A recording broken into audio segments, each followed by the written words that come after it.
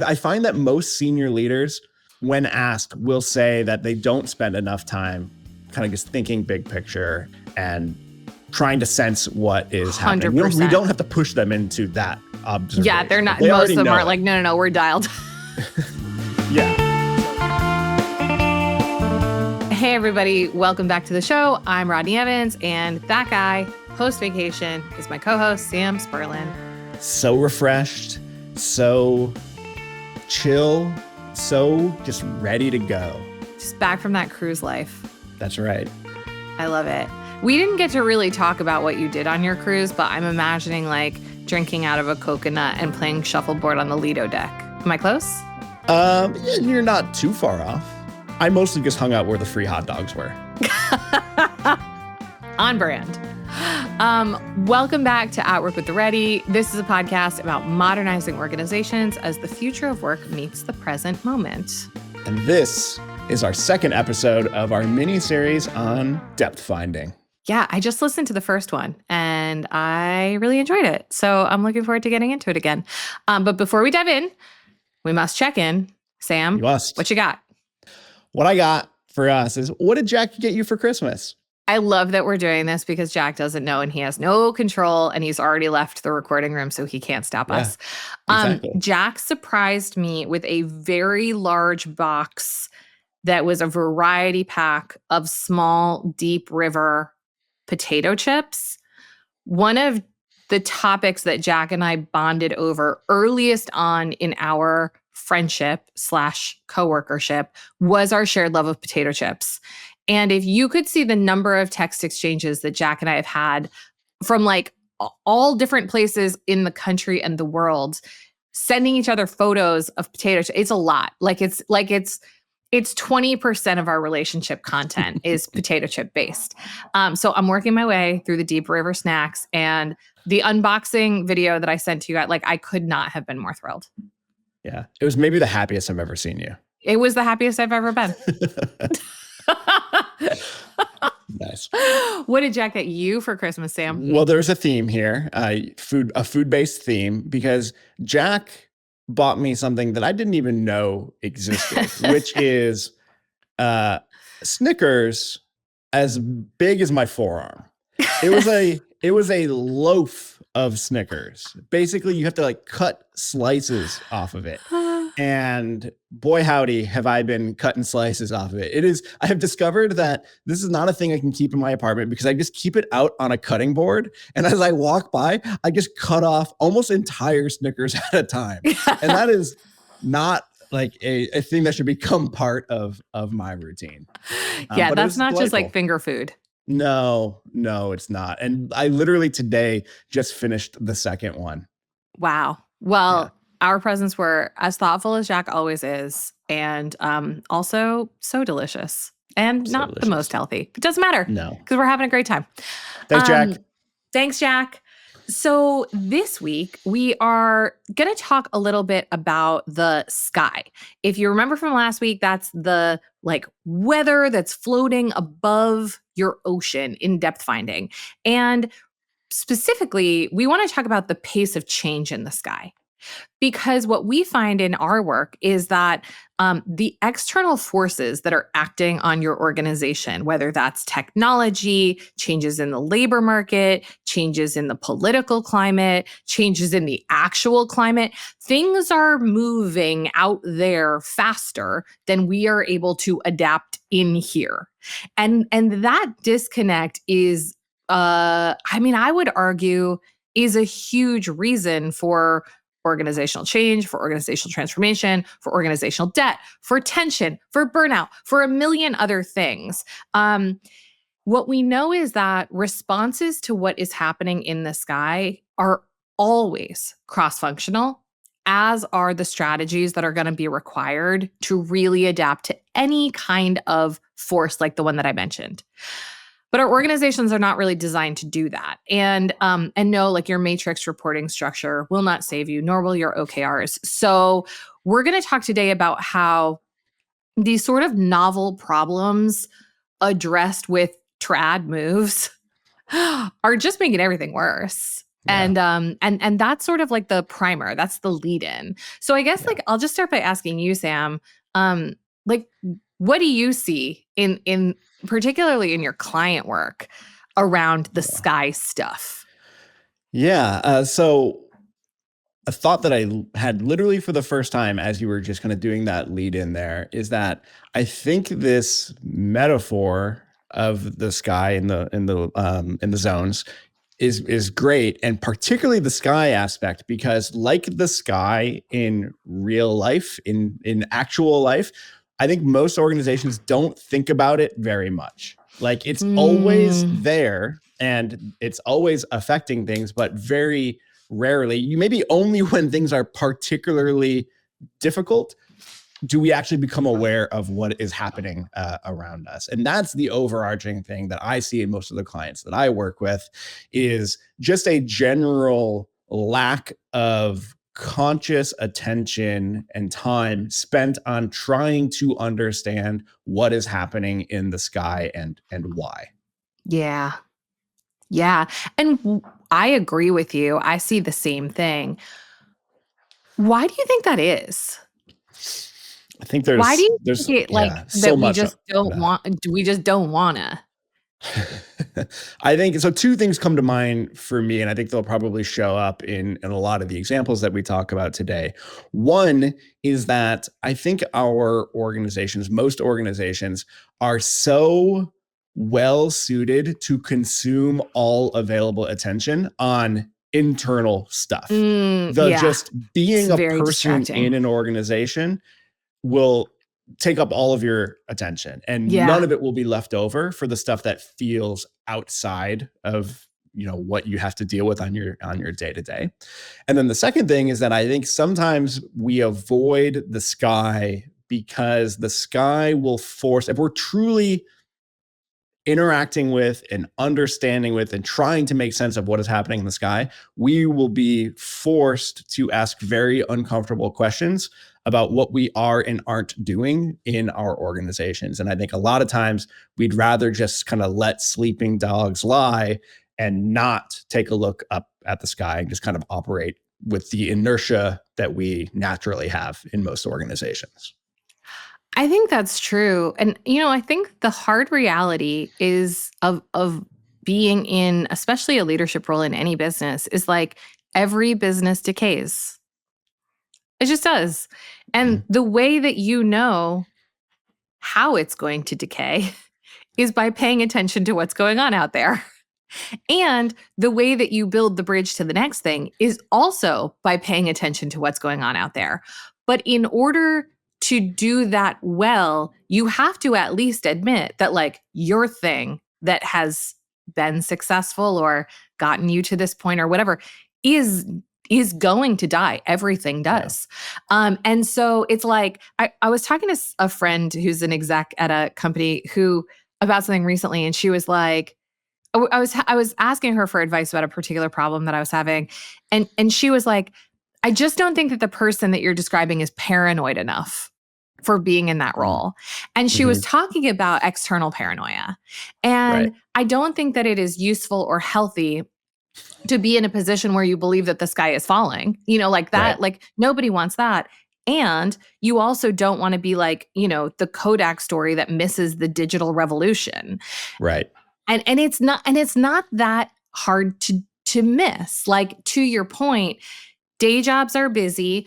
Our organizations, particularly older organizations, which is a lot of our clients, are so rife with process and bureaucracy that was built for a different age, that was built for the information age, probably, but even in some cases, the industrial age. Like, all of the time and attention of leadership is generally going to servicing the organization so that it functions, in squeezing as much possible value out of the existing core business as possible, and then the whatever is maybe left over gets thrown at what the fuck is going on out there.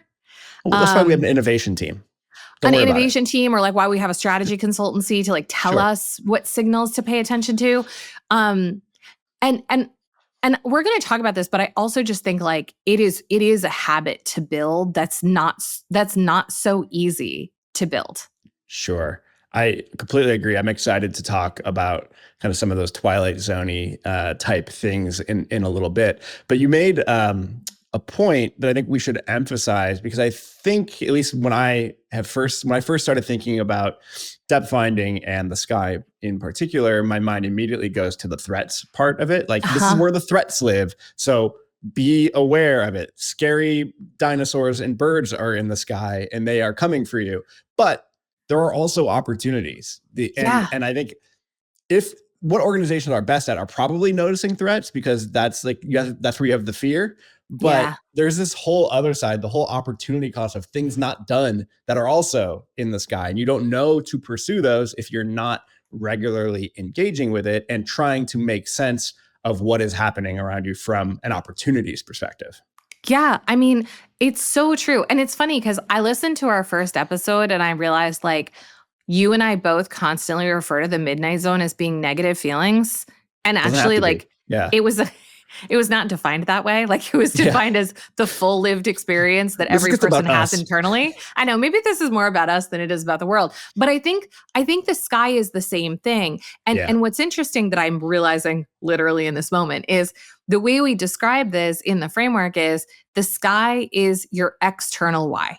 It is the reason that you are going to aim for whatever you're going to aim for in the sunshine zone. And the midnight zone is your internal why. And so that's where your motivations lie. And like, as a psychology scholar, like whys are pains or gains.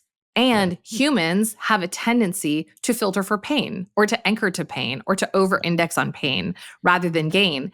And it's interesting because, like, when I was thinking about this, the first sky examples that came to mind were opportunities, like the opportunity Mm. for an acquisition, the Mhm. opportunity for AI enabled blah, blah, the opportunity for incubating a new product.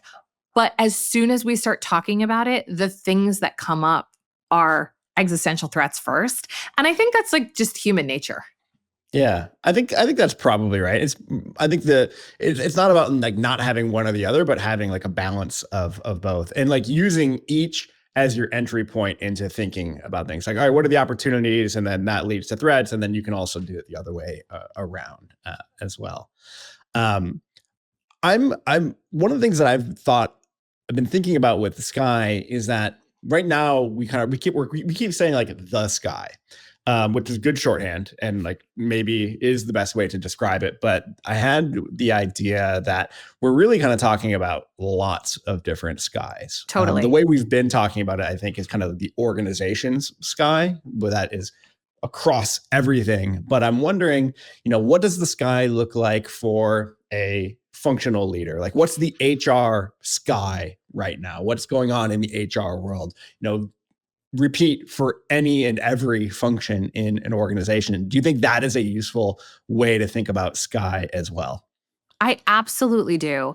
I absolutely do. And this is where, other models that I've seen that talk about the external environment um really anchor to like the external environment of the organization. And I think that usually puts us in a very like industry state of mind. But Hmm. but to your point, I think everybody's sky is probably a little bit different.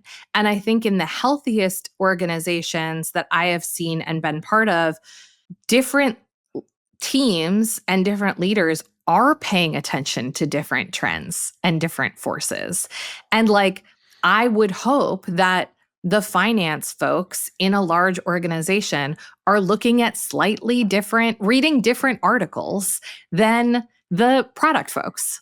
Yeah. Because because the forces acting on any organization are going to be different. And then as you get further and further toward the center of the organization, your customer is different. And so those are different, those are different skies. Yeah. Employee, if you think about like HR is a great example, what was expected of HR by its organizational sky 20 years ago is very different than what's expected today. I Yeah. was in And a this, conversation with somebody oh, yeah. yesterday and she was like, yeah, all I'm hearing now is like be in strategic workforce planning. And she's like, 10 years ago, like workforce planning wasn't really the thing. Yeah. Yeah. You're helping me see how this is where kind of the individual practice collected together creates something different. So I was thinking about That's like, cool. man, the sky is like really like an individual thing. Like it's up for each of us to do our individual work to understand the sky, which I do think it is, but it is through the way that I talk about my interpretation of the sky and the way you talk about your interpretation of the sky that we actually create a new and better, different take on like what is actually happening, and bring in other members of the team and have this going on across the organization. You have this collective building, this collective sense making of what is actually happening, more so than any one person could articulate or hope to understand on their own. Totally. And that's why, like, depth finding is a team sport, and it's meant to be. Yeah. That doesn't mean that individuals don't bring like anything we've ever done at the Ready, like the idea of participation and of divergence and then convergence and coherence, like those ideas I think are evergreen. And this is a place where, done well, you get out of the idea that there is one right answer or one correct response to what's happening in the external environment because one CEO was told by one board that it must be so. And you get into honestly like a more creative space that's like, what quiet signals should we be paying attention to? Like, I have a lot of conversations where someone will point out something that like feels pretty edgy, but intuitively I'm like, that's something to watch. And like, this is where it's like the texture of this practice comes into play. And to your point, I just don't think that most leadership teams in particular make a lot of time for it. Yeah. And what you're not talking about there is just like, well, the sky is not just here's the list of the trends that we have to be aware of. We're talking about I like to use the word texture because I feel like we're talking about a much more nuanced, almost tactile experience of you've been interacting with what is happening in your discipline, in your function, in your area of expertise, in your industry on such an ongoing level for enough time that you can even have an intuition. Nobody has an intuition about a trend that they only know the headline for. Like, and if you do, then I don't trust your intuition at all because it's not based on anything. But the slow ongoing accrual of knowledge and experience and takes in your world, that is interesting. I think that is more so what we're talking about. Absolutely. And I think that's how we get smart on what to respond to. You said something when we were planning this app yesterday about transformation projects that we have done at the Ready that did have a sky-based why in contrast with those that didn't. Yeah. And I thought that was really interesting. Yeah, I think the observation, and I don't know that we have you seem to agree with my take I do. on this, so that's totally good enough agree for with your me. take. That's all I got to roll with. Endorsed. Basically, we have some projects where we are coming in and there is a very real threat or opportunity in the organization sky, and that has kicked off some sort of initiative or some sort of effort that has resulted in us coming in to help with it. And those projects contrasted to somebody in an organization like had an idea, or there's some sort of just purely internal thing that they're trying to fix. Those projects not having quite the same staying power, or not even that. It's like the ability to commandeer the attention of people in that organization. It's much easier to get people to make time to work with you when it's connected to a very real sky thing than it is if it is purely just an internal, like, wouldn't it be nice if we could make things better? Which is hard for me to say because I am like super motivated by like making just internal shit better. Totally. Like, what's better than that? But if you haven't connected that to something larger, I do see those projects not necessarily sticking around. Yeah. I just had a conversation with someone recently, right before the holidays, who had wanted to work together about a year ago and sort of like couldn't didn't have the juice to get it done. And now they just announced a really significant acquisition. And she's like, well, now everybody sees the particular way in which we're fucked. So like now we can go. Now we can do it. Yeah. Now we can do it.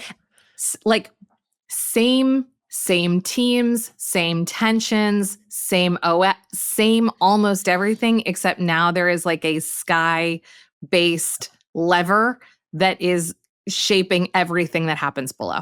Yeah. No, I love that. I have so many more things I want to say about the sky, but I'm wondering if they're best saved for our examples. What do you put them think? in your pocket.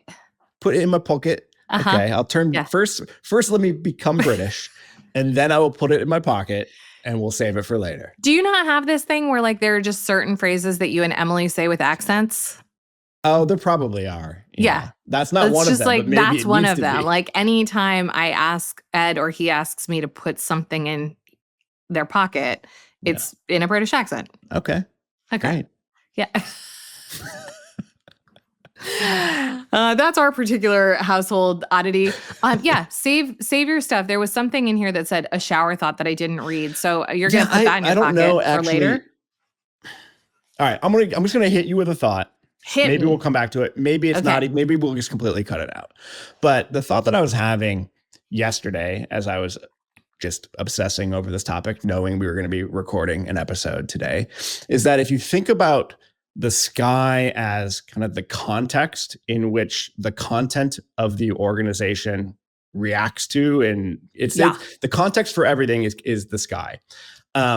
What it made me think about is like things like the liberal arts. I'm thinking like fiction, like a leader who has a robust fiction reading habit, who engages with things like that. I think I want to argue that they are likely to have a more sensitive and nuanced take on the sky as we have been talking about it than somebody who completely doesn't. And that's not saying you have to read a bunch of fiction in order to like get the sky, but I'm saying it doesn't hurt.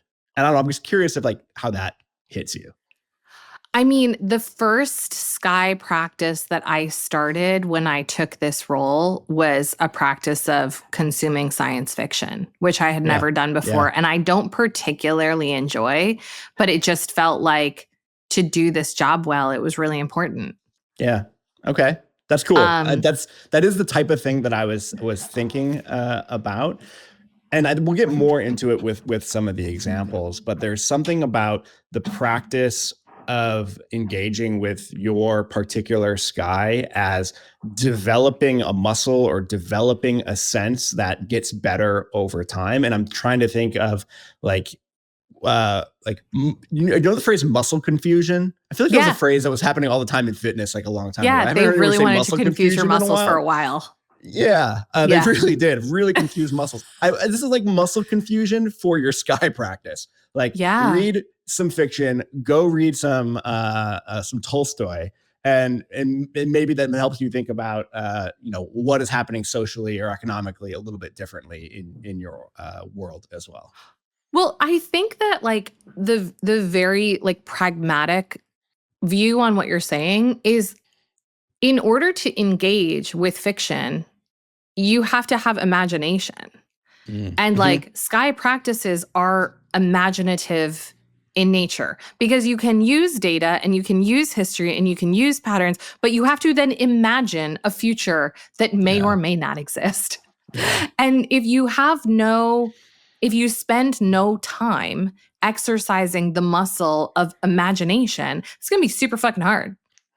Yeah, I love that. Yeah, that's cool. All right. Well, shower thought has graduated to actual thought. I don't know. Podcast shower thoughts thought aren't lesser, but podcast thought. There you go. Okay. So from here, I think where we should not start. We're like fully halfway through this episode, but what I really wanted to do to start to give people a little bit of texture around this one is just talk about a couple of examples where the sky really was what's the word I'm looking for? It's the kind of event. Instigating event? Ah, I feel like that's not the word, but it's like that. okay. Okay. We'll let the listener fill in their favorite. Yeah, the catalyzing event, I don't know. Catalyzing, that's good. The big event that Okay. led to a whole bunch of other stuff further down was a sky thing. Yeah. Or if it wasn't a big event, because it isn't always, sometimes to your exact point, it is a sharpened perspective that emerges over a long period of consideration and consumption and discussion Yeah. and debate of what is happening out there. But regardless, we have a couple of examples to talk through from one's from client, one's from the ready, one's from blah, blah, blah. Just to like give you a sense of how we see big sky stuff relating to the rest of the depths. So why Totally. don't you kick us off? I feel like you have an interesting Well, um, mine is like an take here. anti-example Yeah, based yours on is what an you example just. of what not to do. Well, That's all right. the example here, when I thought back through my last couple of years of projects, especially projects that involved interacting or really working very closely with executive leadership teams, the thing that united a lot of these experiences was a stated desire from that executive leadership team to do like more strategy work, to think bigger picture, and basically none of them having any sort of rhythm or practices or rituals around that work. So this kind of composite example is really the example of the lack of sky work, Yep. if that makes sense. It does make sense. Okay, It's great. making me think that I'm going to do my real example next Yeah, because it's the opposite. great. Yeah. That'll be fun. That'll be Uh, fun. okay, so I mean, you'll have to help me kind of go through this because in some ways it's hard to talk about because we're talking about the lack of a thing. But let me just kind of describe what was Yeah. going on in most of these projects, then we'll play around with it a Yeah. little bit. Cool. So almost universally, these leadership teams on their own kind of identified this as a gap. Like I find that most senior leaders, when asked, will say that they don't spend enough time kind of just thinking big picture and trying to sense what is happening. We 100%. don't have to push them into that observation. Yeah, they're not. They Most of them know aren't it. like, no, we're dialed. Yeah, totally. And we talked a little bit about why that doesn't happen. I think the most number one answer for all of them is that all of these leaders spend all of their time dealing with shit in their own organization. So like my first thing is like, if you want to do more sky work, there's an element of like fixing your house so that you can look up into it. Yeah. I was going to say fix the hole in your roof. That would actually let you see the sky better. So that analogy doesn't work, but you get what I'm saying. If you spend all of your time dealing with escalations and broken ass systems and interpersonal conflict, like when and where and how are you supposed to have the energy to be like, what does this science fiction book tell us about what we could be doing in the future? If your Twilight Zone has no practices for attending to or making sense of or responding to what's happening in whatever your particular sky is, you're not going to do it. Yeah.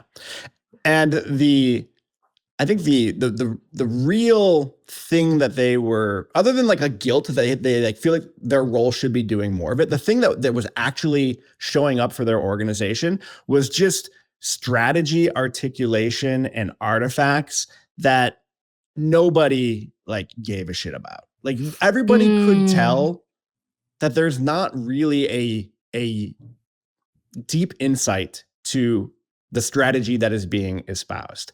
And we're all very good at kind of doing the song and dance of this is the strategy and we're going to talk about it and like everybody get in line and everyone act excited about it. Yeah. And it doesn't take the half-life on the excitement for something like that is very, very short. February, we're all stoked about the new strategy. By May, nobody can find the deck. And by, September, we're talking about next year's and with like no memory of what it was before. And I think even the leaders who created it, they are the best at doing the song and dance. But I think even deep down, they know like there's not an insight here and why we have to do this, but there's not really anything in this exercise that is going to help us as an organization. I mean, like, preach. The number of really not difficult, I would say uncomfortable conversations that I've had with leaders in a strategy session where they have, made a declaration usually about like a revenue number or a number of users for a product or whatever. And I've been like, those seem good. Why? Yeah. And they're like, because then we'll have more money. And I'm like, because right. Bigger. But why? And it's pretty rare to come across a leader who can tell you. Yeah. And I'm not saying that to be critical. I'm saying it because I don't see it as part of a strategy practice. And I think it's really important. And if just growth is the whole why, like, fine, but boo. And also, we could do that process so much faster. Like, we don't need weeks and months to like play. We could spend make more. Make more. Like, make more, but also spend less. And that's do it. more. Make that part bigger between them, between the top and the bottom.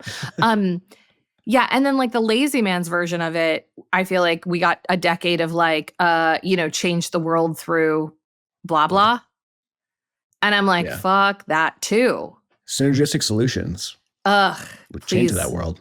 Please no. You know what I mean? It was like to change the world through ride sharing, change the world through, and it's like, oh, okay. Like that's the kind that masquerades as like sky work, but really is just as devoid as get bigger, more faster. It's just as lazy. It's just like the less capitalist version. So I'm putting a fine point on this, not to be a pain in the ass about it, but because I think it's missing because it's not asked of us and because it's really hard to do. And because when you're in the leadership seat and someone does ask you that question, I've been that person, it feels immediately like what they're asking you to do is show your math on your strategy and justify why you picked it. And that's not really what they're asking. What they're really asking is like, why this instead of something else? Like, what do we get if we do this? And that is a question worth having an answer to as a leadership team. Yeah. And it's not the type of thing that you uncover and develop and really beat up in like one 90-minute session. No. Or strategy day. No, it's not. No, it's not. Yeah. So I feel like you're nailing like a lot of what is sunshiny about this and what where the disconnect is there between like the declared aim and what it responds to. Like there's already a break there. Yep. What about further down between sort of a generic declaration and then like how it actually gets executed and then how people show up to that?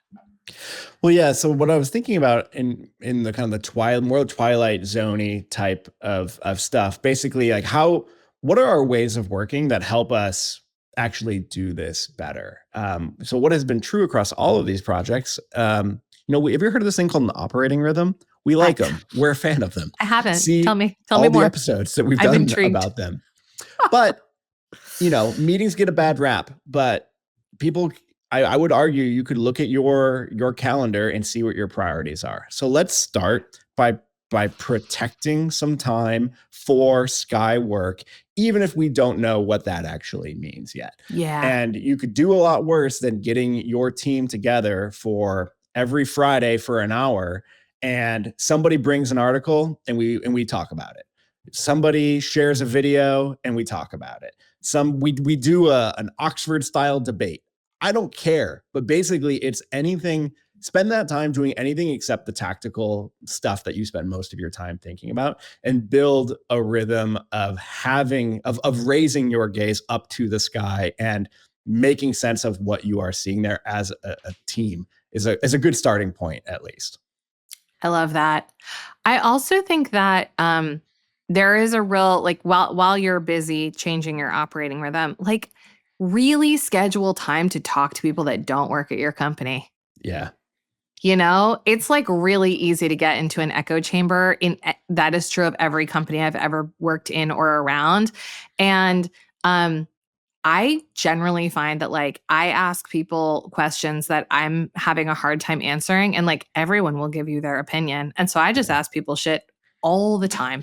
All the Yeah. time. And, over time, I've found like the people whose opinions I feel like are the most applicable to our organization and our work. So I just bug them the most.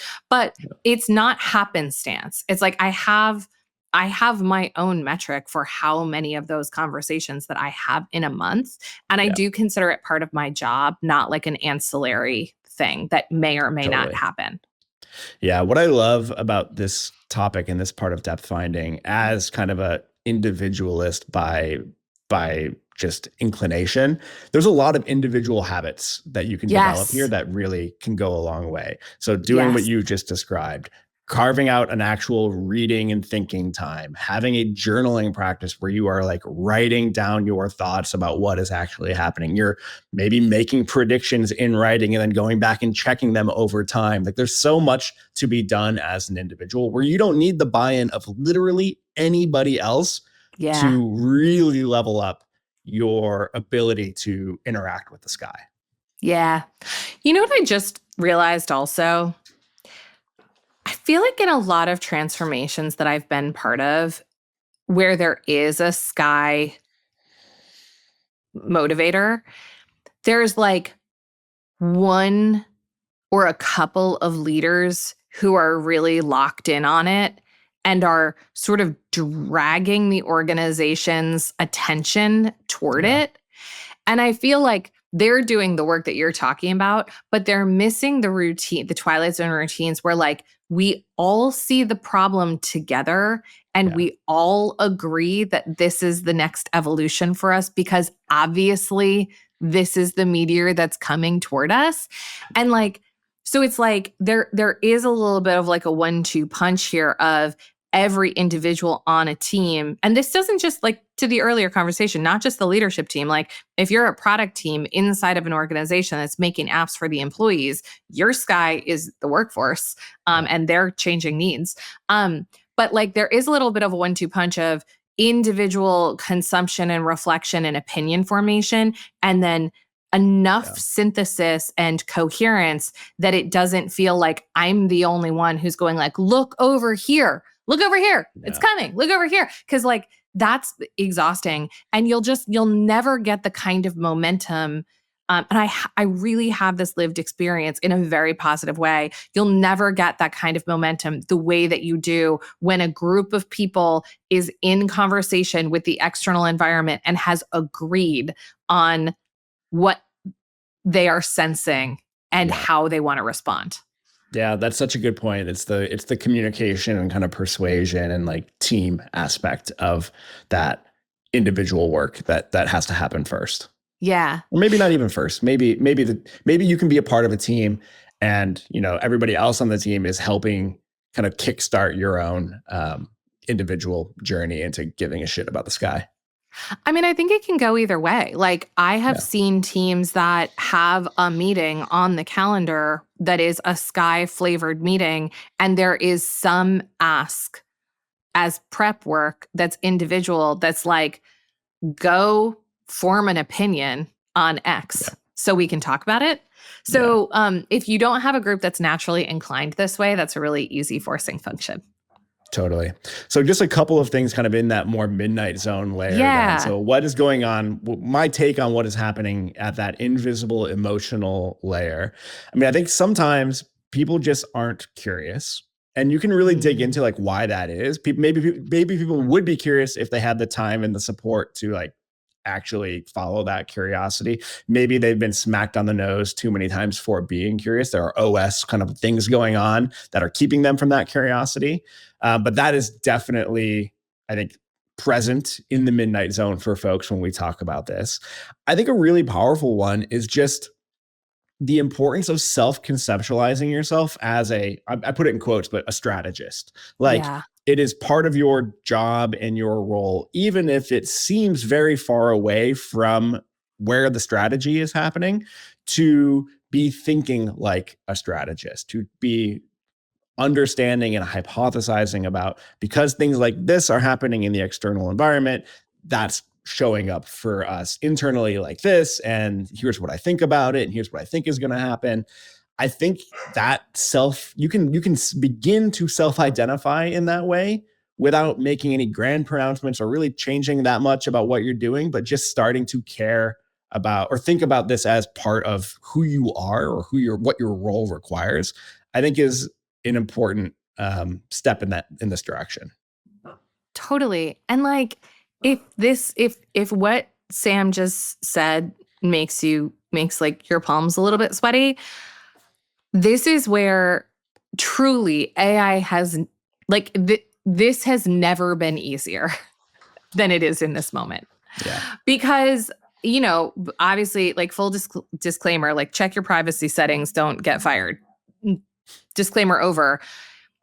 When I am doing this work, which I do all the time, like I'm like, this is my persona. This is my company. This is what we do. This is the type of client organization that we work with. What should I be paying attention to? Like, set aside an hour to have that conversation with ChatGPT, and I guarantee you will come away with insights, and it will not be a heavy lift. Now, from there, totally, you do have to develop your own sense of like taste for what lead to follow and curiosity to do so. But it's not like you have to start with like a blank Google box anymore, like, or somebody being like, look over here. Now you can get personalized, curated sky information anytime you want to in a conversation with an expert that understands the entire internet. Like nobody has an excuse anymore. No, not at all. I think we got a lot of juice out of it. Was essentially an anti-example. It was an anti-example, but we were still able to talk about all the things we wanted to. An actual example, maybe? Maybe an actual example, yeah. So we have some really interesting ones from client organizations, but because a lot of them also don't have a lot of the moves that I think they should be making. I'm going to talk about the Ready instead, actually, because, the thing is, folks, you all probably know this from listening. Like the work that the way that we work at the Ready is always going to be edgier than what our clients are going to do. And that is by design. And it's the nature of the beast. Like we just have a lot of freedom to fuck with our ways of working. Like we have a lot of freedom to change what sky we pay attention to and to completely alter the course of the business in the Sunshine Zone and then to completely overhaul our OS to do so. Like we just have freedom at our size and in our structure that most orgs don't. So I give you these examples, not because client examples aren't interesting, but because they're not as extreme. And I think there's more inspo, and I can also just talk about anything I want to talk about related to the Ready, which obviously we can't do with our client stuff. So, the big shift at the Ready, like I would say what we've been paying attention to and what I've really watched for a couple of years, not alone at all, but with other people. And we have hundreds, if not thousands of data points from competitors, adjacent industries. I've talked to several friends who are investors in future of work tech about this. From our clients is like the appetite for ways of working as the thing has really waned. Like, it's to our earlier conversation, like despite the efficacy, despite the direct correlation between dollars, efficiency, engagement, et cetera, and ways of working, mostly clients don't have like the patience and the fortitude to stick with it enough to actually shift their OS without a forcing function from the sky and a declaration in the Sunshine Zone. Yeah. They just don't. And so I think like that to me, in some ways, didn't always feel intuitive. Like what felt intuitive to me in a lot of ways was like what you said earlier, which is like, people know work is fucked. People know that old ways of working aren't serving. all of the data backs up that this is like a multi-trillion-dollar problem. Bureaucracy, org debt, sludge, like people keep writing books about the problem. And that's sort of where it stops. And so like intuitively, I'm like, the sky is showing that this is in fact a giant threat. It's not sufficient. Like it is not a sufficient force to organize a business around, frankly. Yeah. And so just like over a couple of years and paying a lot of attention to how work has gotten done and what client projects have had the biggest impact and repeat customers and things like that, we absolutely still believe in and deploy all of the things that we always have. But now the aim is very much at a specific, usually cross-functional, not always, usually cross-functional problem that is declared in the Sunshine Zone. And making this shift has really required us to like think differently about who we listen to and have different kinds of advisors. And, you know, I'm paying a lot more attention now to people who aren't so like wonky in the self-management space. And we're carving out a third thing that's not self-management stuff and is not trad consulting the way that like a big consultancy, quote unquote, does organizational design, and is a third thing. And that has required different aims, different sources, different conversations. Our Twilight Zone work now, about 50% of our operating rhythm is external facing and 50% is internal looking. For this very reason. And we've created a lot of practices, like some have been org-wide, like we worked on like critical uncertainties together. That's a liberating structure at retreat. We recently did like a likelihood and likability matrix of all of the things that we think are coming. We've done red teaming, like to start really thinking about, you know, what business would eat ours. Like it's just starting to notice based on a lot of data where the category is moving, whether that's the category we want to be in, whether we want to create our own category, and what the OS needs to be for us to do that. And like, that's really fucking hard work. I don't want to say that it is easy or that it is perfect or that we are nailing it, because none of that would be true. But I think this is how you do it. Yeah, I mean, I think so too. And a observation that I was going to share is that, so we have the source team, which you are obviously a part of, doing a lot of this work, but it is not happening exclusively within source. No. And I think that is the right way to go about doing it. Like having some folks who are really, really focused on it, but also everybody having a shared accountability to also be noticing these trends and talking about it and showing up to invited spaces to share those observations and thoughts with the people who are really pushing a lot of this work forward. It feels very fluid, even though there is a smaller concentrated group where more of that work is happening. I mean, I think that's a really good way of thinking about it. Like you have to have some people who have the capacity, like in the day, to actually get after this. It can't be everybody's job or it's nobody's job, like anything. But to your point, like I consider our existing client projects and the transformers delivering them part of my sky. Yeah. So like when I am forming these opinions, some of it is from external advisors, some of it's from reading, some of it's from my past clients, some of it's from prospects. A bunch of it though is like crowdsourced from the ready to be like, what are you seeing? And you see how many projects now are related to op model. That's just because of this kind of sensing work that has happened internally and the way things have shifted. And so I say that because I think you're exactly right. And I think anyone who has sky work as part of their role. And I think probably the more responsibility you have for strategy, the more time you need to be spending on this. A really significant input is our members who are delivering our business. And I do think of it as like 3 vectors that I am always paying attention to. I'm paying attention to external content and advisors. I'm paying attention to actual clients and customers. And then I'm paying attention to what our own workforce says. And between those 3 sensors, you get a pretty interesting bunch of data to braid together. Yeah.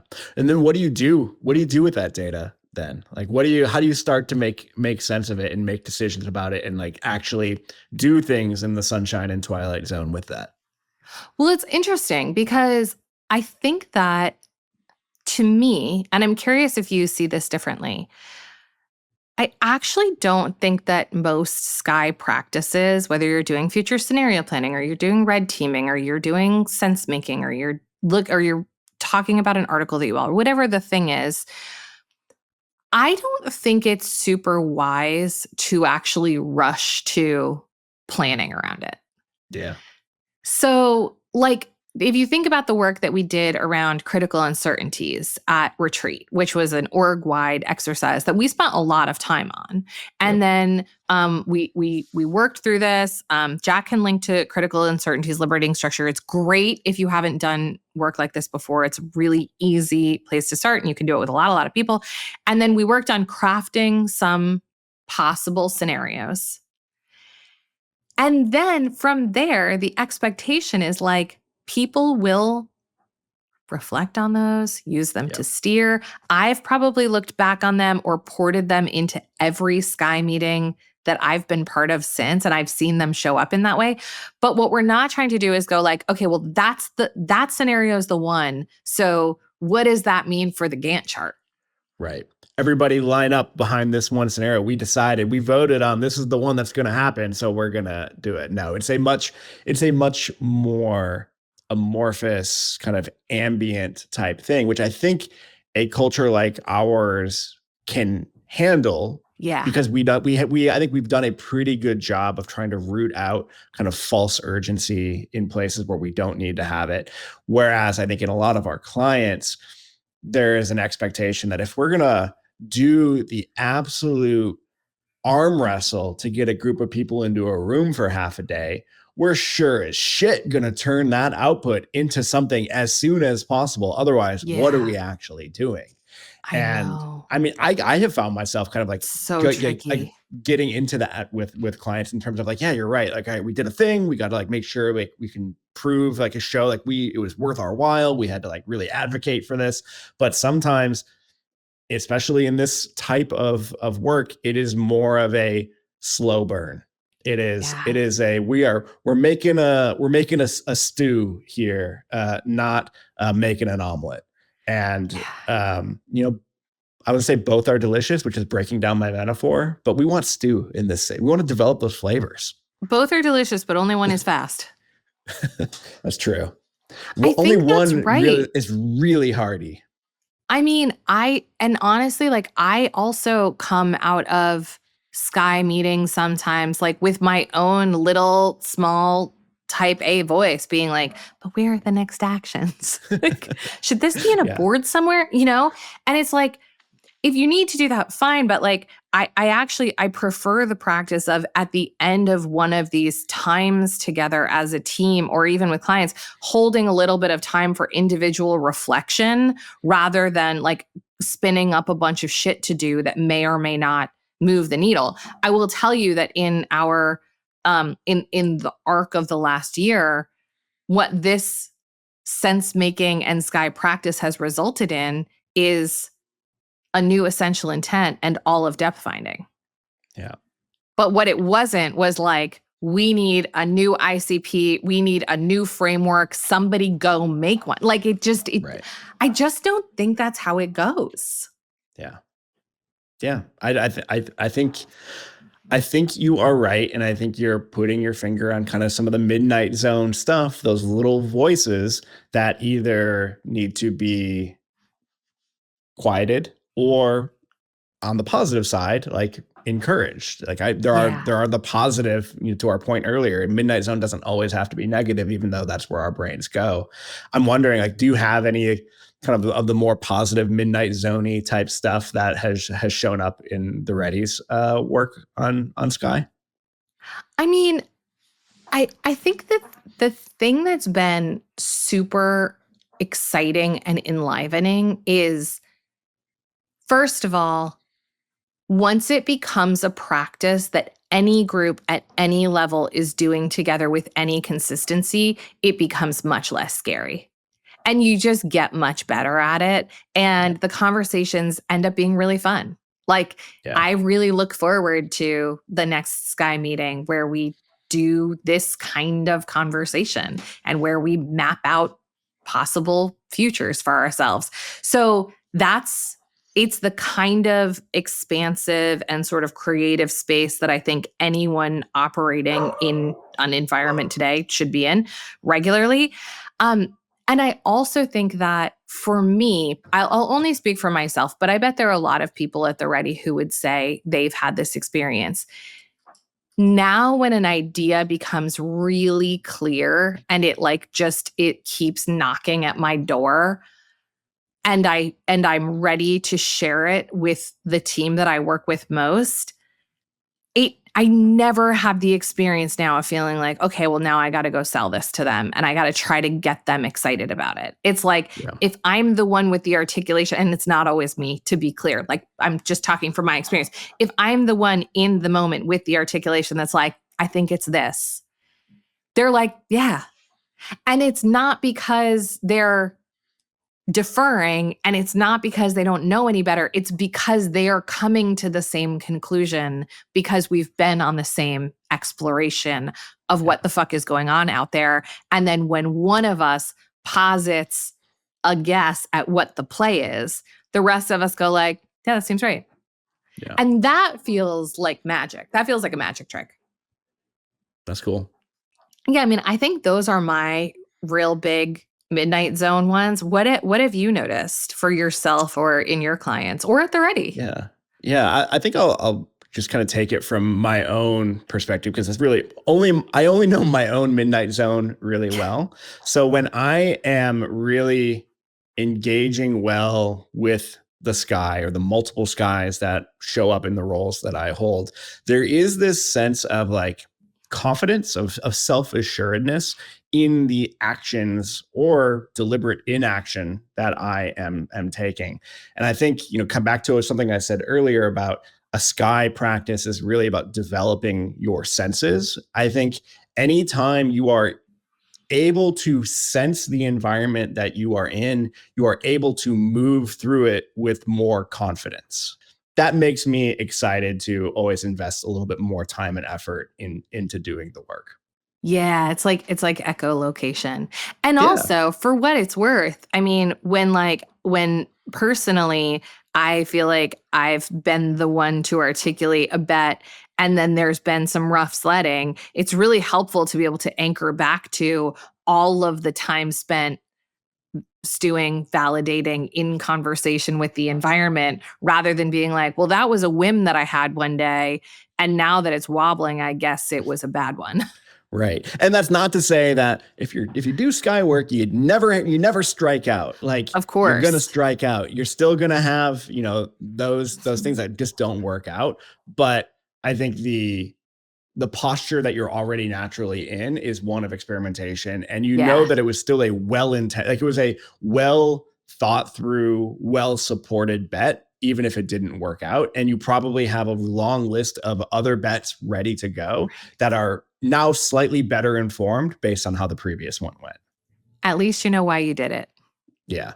Yeah. Which there's a lot of just doing random stuff in a lot of organizations, and we just kind of go along with it. So that's so true. All right, Rodney, we've been going for a while. Do you think we should wrap it up? I think we should wrap it up, Sam. All right.